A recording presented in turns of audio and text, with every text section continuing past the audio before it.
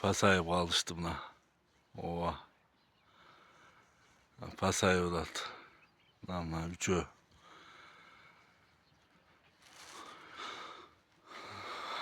Ya kat uçadı gemiler ötü.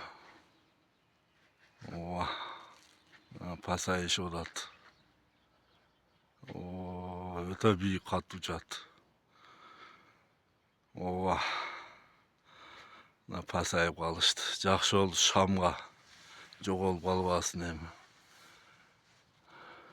Kat uçu ulat. Pasayıp götürülüp get ulat daha gayreli. Kaçan düşüyor deyim bunlar. Düşüp kalsın emi ya.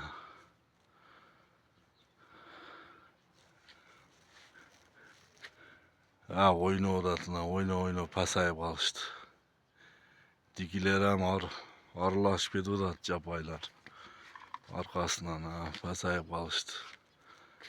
Namına ki. Pasayıp alıştı. Düşüp kalsın emi. Tamaşaga tuğanlar. Cemaat uçuruglar sizler ha. Uçurup dursanlar жақшıla uçat. Ya pasayıp kaldı. Жақşı oldu. Şam oldu şu odat. Ana ki. Öte katlı uçat gen bunları. Ova. Baldarı, yenesi. Çoğu da. Çoğu bayanda uçmalar.